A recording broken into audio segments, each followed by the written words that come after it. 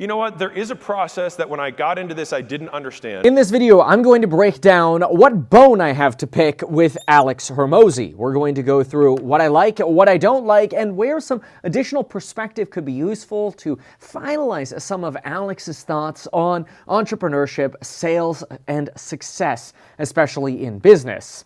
Oh, and by the way, hi, I'm Meet Kevin. I provide financial news and commentary here on YouTube or wherever you're watching me. I'm a licensed financial advisor and got like almost every series license under the sun. We manage over $100 million and hopefully have a couple startups on the way to $1 billion plus dollars. And I started as a real estate broker in sales, licensed lender, licensed contractor. So hopefully I've got some insights that are useful to help you become better at sales and entrepreneurship. So with that said, let's get into it. The first thing that I think is a cop-out, and I don't want to start negative and harsh because I like a lot of what Alex says, but I have to say the first thing that I think is a cop-out, that if you're not doing some of the other things we're going to talk about here, you shouldn't even be thinking about this, but I hate hearing this. I hear it all the time. People are like, why is your business not succeeding? No, duh. You are not running enough ads. Advertise. You can chunk it up. Oh, yeah, let's be real about this for a moment. Ads, especially when you're starting out as an entrepreneur or business owner, not only do they cost a lot of money, but they need to be done correctly. And let's be clear, I'm not here to sell you on advertising because there are plenty of firms that are going to call you all day long suggesting you can become a millionaire if you just advertised more. Because after all, if you could put $1 in and get $2 out, why would you not do more of that? But the problem for most entrepreneurs and business owners isn't getting the attention. It's what to do when you have that attention. Now, there are two styles of selling, and many forget this, okay? You could go with the script-based. This is very much the door knock. We got to close this transaction right here. I've done this before as well.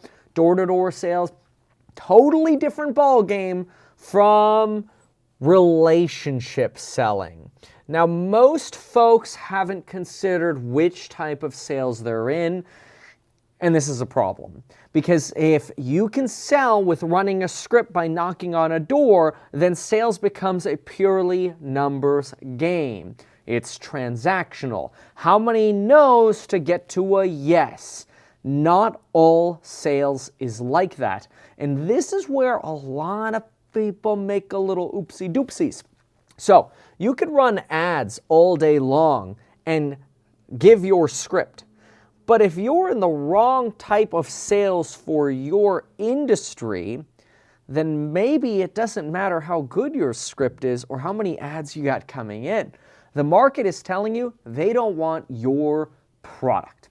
The market is really good at telling people what the market wants. Let's make it simple. If you're not selling, they don't want your product or service. Is it the script?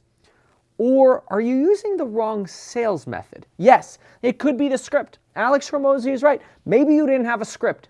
Maybe your script is bad. Maybe there are things to improve on here. Maybe you just stink. You got to take a shower and dress up and put a suit on and shave, or clarify the way you explain things to folks or how you react to them.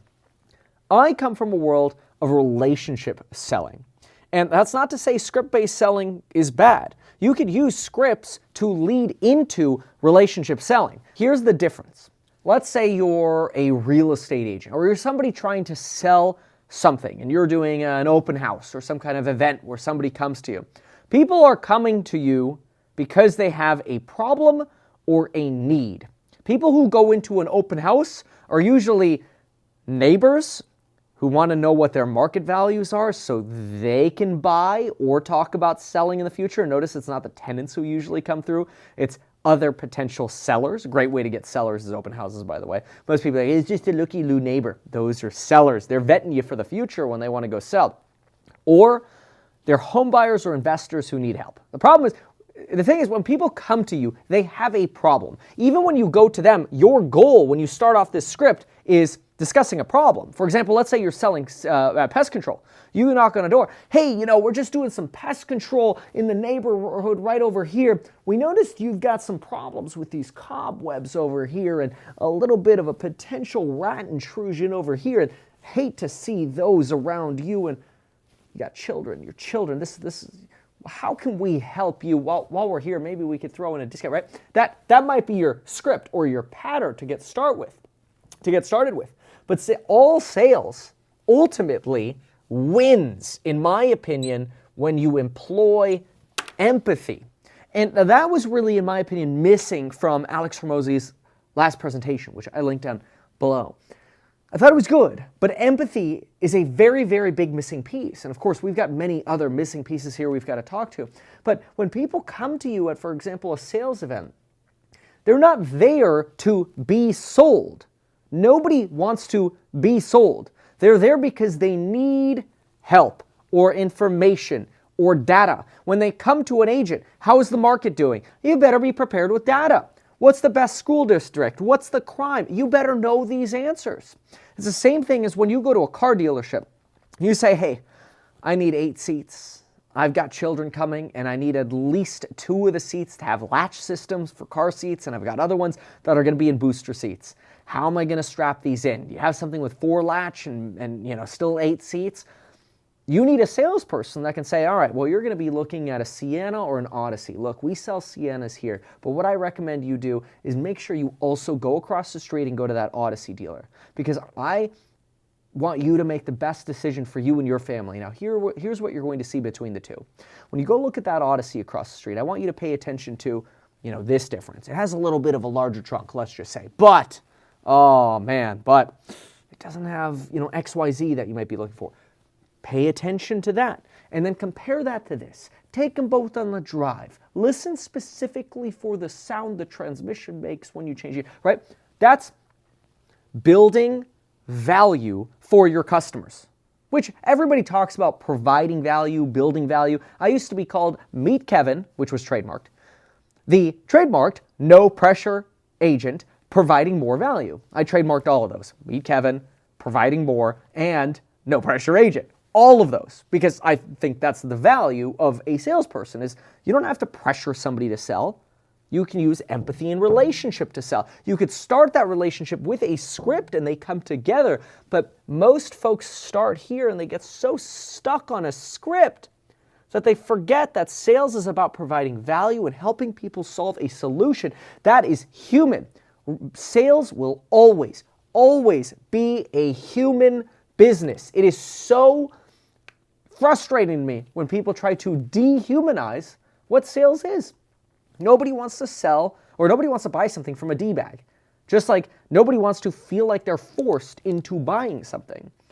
I don't have, 10,000 people who have signed up for my courses on building wealth in stocks or real estate or property management or, my entrepreneurial course. I don't have people signing up for those, or thousands of people coming to my course member live streams because they were forced into it. They come because they want value and perspective, and they perceive that somebody else has a perspective that could help them, right? And so your goal is to do exactly that. How could you increase that value perception? And you don't have to start off a video with, I got all these licenses, $100 million, working towards bills. None of that matters. When I started as a real estate agent, I started as somebody at open houses just to stand there and share people's pain and frustration with them about specifically the market at the time.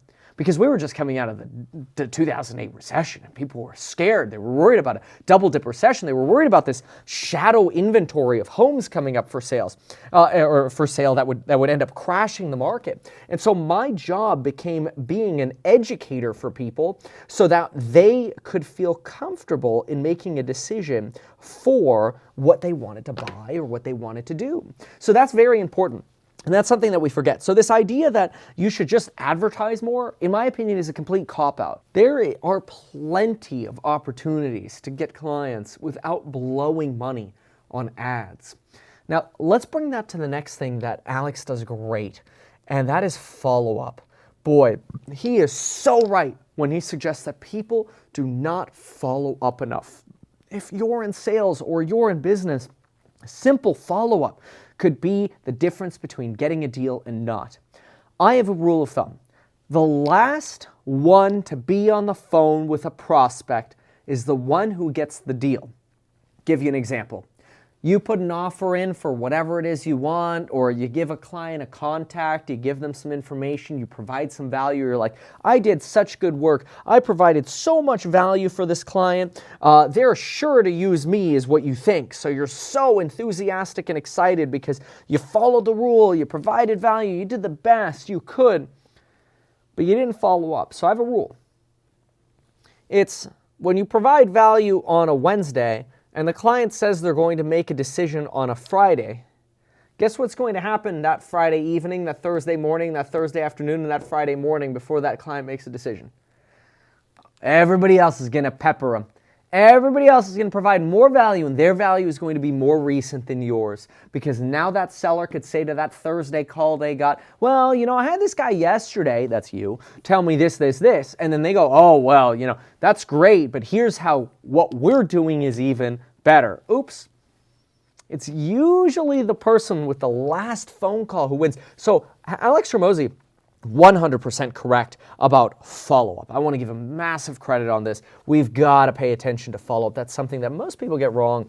It's amazing to me how few salespeople actually follow up with me when I'm interested in doing something, specifically in, for example, for my real estate startup, purchasing good deals. It's surprising me how few actually follow up unless we're constantly reaching out to them. It's like it's our job to follow up with the salespeople to remind them to follow up with us. Yeah, kind of exhausting. Now, another thing that Alex does great, which I think is somewhat interesting from a speaking point of view, I'm not sure how great it is from a closing point of view. From a speaking point of view, he does a lot of affirming with his audience. For example, a lot of statements like, hey, you know how to turn on a computer, right? Do you know how to turn on a computer? Yeah. Can we agree that people with more charisma sell more? Yeah. Do you agree? Whatever. You want to make more money? Are you here to make... These are great in motivational style speaking. I don't think they're that great in one-on-one deal closing, and I think that's where a little more nuance is useful as well. So if we're one-on-one deal closing, generally what we're looking at is not asking affirming questions. Be more charismatic, right? Can we agree that if someone's more charismatic, they might do better in this field, in general? Yeah? Cool. But actually empathetic questions that are specific to somebody's goals. So for example, you sit down with a client, hey, why are you selling? Oh, tired of dealing with this property, we inherited it, blah, blah, blah. Have you thought about renting the property out? Oh, I just don't know how much it would cost to have a property manager. Well, what if I told you it would cost 10% a month of the monthly rent to have a tenant? Well, I really don't want to deal with the headache of having a tenant. Okay, no problem. See, what you've done in that, you may be thinking like, well, you're a salesperson, why would you suggest that? Well, what you've done there is you've empathized. Hey, have you thought about not hiring me and looking at the other option? Have you thought about going across the street and looking at that Odyssey? That is a way of building empathy, because you are not just somebody there who's trying to cram something down somebody's throat to get them to sign a contract. That's where people go wrong with the scripts. And I'm not saying scripts can't work, but eventually, after you break that ice with your script and you know what to say when that phone rings, or you call or you knock on that door, moves to empathy. One of the easiest sales I ever closed door-to-door selling pest control was a woman who we found out was married to a husband that was working a lot. After the script opener, we realized she was pretty stressed over the fact that her husband wasn't really around that much. So I said, hey, who currently does the pest control for your house? Oh, well, my husband does it when he has time and gets around to it. Well, what if we could get something off of your husband's plate? Wouldn't that help? sold. Like right there. Let's just take the wallet out and give it to you. She was all in on getting something off of her husband's plate. So that was great. So that person-to-person empathy, very, very frequently forgotten. And I think this is very important. It's not something that advertising can actually solve. And that's useful for remembering. Completely agree, by the way, when Alex says that your skills compound, your ability to speak and follow up and your charisma compounds over time. The more you do, the better you become. But on doing and becoming, I have a little bit of a reaction here, okay? Hormozi suggests that you should do in order to become. So basically simplify everything, look at who you want to be, and then just do it. This is very similar to be the change you want to see in the world, want to make more money, then do what successful people are doing. Right? There's a quote, watch what successful people are doing and copy it. I actually don't think that's great for two reasons.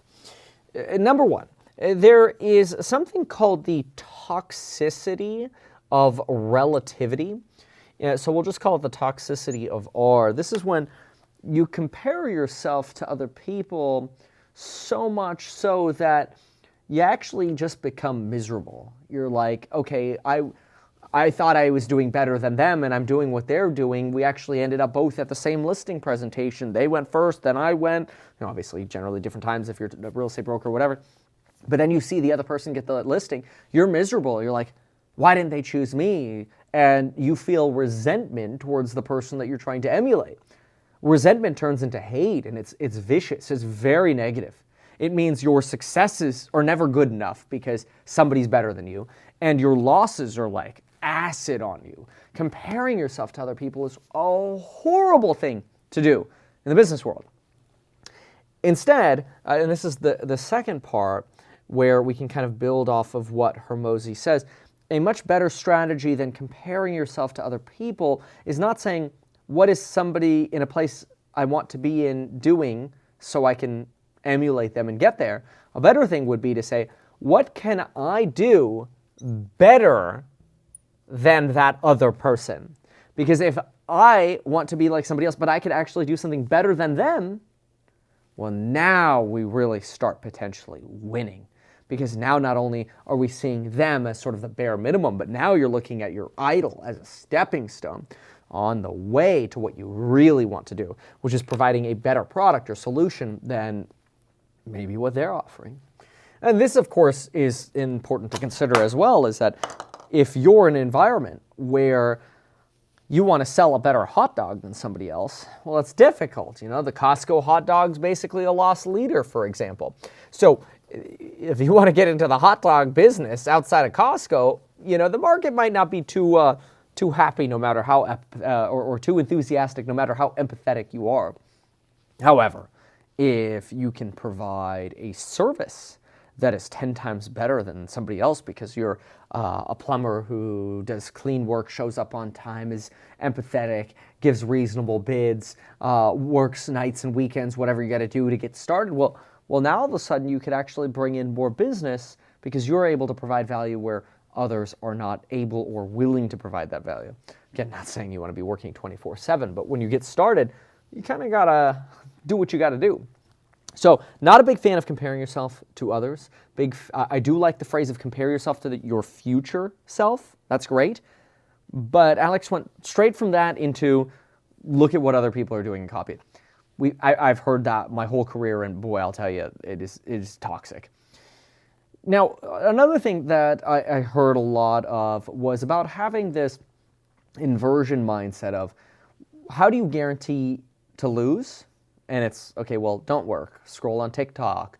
Don't go hold that open house for real estate or whatever. And then his thinking is do the opposite. This is good. It's not bad. I mean, obviously, like you're going to actually do versus not do, then yeah, like you only have yourself to blame if you're not actually getting out there and trying to put the grind in when you're starting a business. My big thing for guaranteeing more success is optimism. Optimism and progress. Now, this is an interesting hack. Watch this. let's say you feel like you're stagnating in your business and like it's grown, but now it feels like it's somewhat stagnating.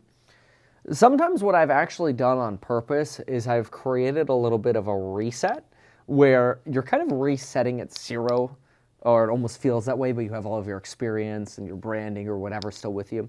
And your goal becomes, how can I now kill those ideas or projects or marketing methods or ads or whatever we were doing before? Kill everything and just start over, and then start building on stuff that works. All right? So just take the best and kind of start over. One of the things that's neat here is you actually psychologically get hit with this reset, but then everything you do starts looking like progress as you climb back to where you were. And then the goal is to exceed it. And boy, once you start exceeding where you were, that delta right here, ooh, that just creates euphoria in an entrepreneur, somebody trying to succeed. Success is, in my opinion, not about money. It's kind of like Sam Altman says. Sam Altman argued in a blog he posted probably 4 or 5 years ago, the OpenAI guy. He's like, many people start in entrepreneurship for money, but they leave just wanting to have provided for humanity. That is amazing. And the more success you can provide, the more you want to keep building, and it becomes less about the dollar and becomes more about providing. And that's a really fun place to be in. So what else? Well, then one thing I completely and wholeheartedly agree with is Hormozi suggested that if your plan requires luck, it's a bad plan. Oof, love that one. That's great. Luck is fantastic, but you can't plan on it. Not only can you not plan on it, but you can give a lot of luck to a criminal. Eventually the luck runs out and they still end up in jail. You can give a lot of unluckiness to somebody who perseveres, and eventually the bad luck runs out and they get really lucky. And then people look and go, wow, that person became an overnight millionaire. And then people go, no, that person's been grinding for 12 years and then they became a millionaire. It's so easy to forget on the outside looking in, especially with this sort of TikTok and Instagram mentality and rented jet mentality that we kind of see on the internet these days, which is pretty sad. But that's very common because the idea is, show the Lambo, show the rented jet, show the big mansion and the lifestyle, and I could go in the Apple store and buy whatever. All that stuff is bullshit. It's such bull crap. It's ridiculous. Anyway, next, Hormozi talks about starting to make change when you're busy. Make it work in the worst condition. This is interesting. I kind of liked where he was going with this. His idea is that, hey, don't wait until the perfect time to start making a change. Make the change now. Like, what are you waiting for? Make the change now. Even if you're busy now, then stay up an extra couple hours, pour yourself another cup of coffee, and get to work. Stop being a little weenie and get to work. I actually like that. And one of the things that's so useful about making changes when you're busy is it forces you to be more efficient. The easiest tip that I could give when it comes to efficiency is making sure that every time you run into an inefficiency, you fix it. Don't wait. So if you're like, my phone's out of battery again, why do you not have more chargers? They're like $15 on Amazon for a pack of 2, so get some more chargers so you don't run into that situation. Same thing is true for your car or your travel bag. Why are you always forgetting your toothpaste or your razor or this, that, what? Have a duplicate. Now all of a sudden you make a small investment to be exponentially more efficient. The last thing you want is to start off your day on the wrong foot just because you couldn't find something or your computer's dead or you forgot something. I mean, these are just the basic barriers that make it much easier to succeed when you don't fall victim to those nonsensical traps. Shortening your commute is a nice one too. And so, little Aristotle, little ancient Greek, we are what we repeatedly do. So this is not actually an Aristotle quote. It is a misattribution, mostly because it was an interpretation of a dude in the 1920s who thought that's basically what Aristotle meant. And so what Aristotle meant had a lot to do with excellence. And so the idea of excellence is really about how do you live the good life. And so the idea of living the good life is really to have a balance, eudaimonia, everything to the mean, nothing to the excess. You drink in moderation, not too little, not in excess. You play in moderation, not in excess, not too little. Otherwise you're miserable or you're a loser and you don't do anything, right? So there's the idea of excellence is quite simply this. When you do, you want to be excellent in what you do, but you want to do those things in moderation. You want to provide the best service possible for your clients, but you don't want to be so extreme that you maybe come across as high pressure or annoying, or too lackadaisical that you become lazy. So it's not just a matter of you are what you do, so to speak, but it's the balance, the moderation in how you do it. And that's why I kind of keep going back to this idea of people believe that a business is simply run ads and win. The more ads, the more winning. No. Maybe run ads in moderation, like retargeting advertisements to people who've expressed that they're interested. But then at the same time, you also need to have scripts in moderation to be able to answer that phone the first time correctly. Then you need empathy, not so much that you're calling them every day like they're your girlfriend or boyfriend, but enough to show you care. And it's when you put the whole package together that it becomes a lot easier to succeed as an entrepreneur. Now, the last comment that I have for Alex Hormozi is in reaction to his idea that intelligence is defined as how quickly you are able to learn. I actually believe that it becomes easier to learn faster the more you learn. That when we generally think of intelligence, we kind of think of something that we're born with, kind of like our character stat when we start out in a video game, like, I got 5 out of 10 intellect, but I picked strength, right? Or, I got 9 out of 10 intellect, but I got a 1 for strength. All of those things, in my opinion, can be changed. You could go to the gym and actually work out, or work out more, if that's important to you. Obviously being healthy to some extent is important to everybody. Everything in moderation, right? But intelligence, Alex Hormozi defines as the rate of your ability to learn. I actually think when you learn, your intelligence and your rate of the ability to learn more actually starts speeding up. So the more learning you do, the easier it is, because not only do you know how to learn more efficiently, but things start relating more and you're able to wire your brain better. Notice what I drew was not actually a linear line for those math folks. Learning is exponential. Boy, I wish that marker had worked. There we go. Learning is exponential in my opinion. And so I believe that if you can learn faster when you learn more, then your intelligence can actually go up over time. And the intelligence is maybe just a measure of the slope of a line at any given point. And so the more you learn, the steeper that slope is. So look, that's my take.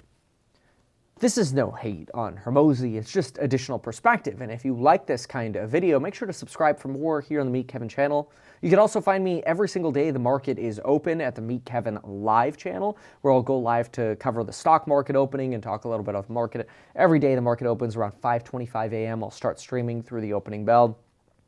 And then, of course, check out the Meet Kevin podcast as well. These are all linked down below. And the Meet Kevin Just Chatting channel. That used to be the politics channel. We're going to turn it into just chatting, and so that way we can kind of hang out at night when I'm available and nobody else is, like my family, my kids, or otherwise. Then we'll be able to chat over there. So if you found this helpful, subscribe, check out the courses on building your wealth link down below, and we'll see you in the next one. Goodbye.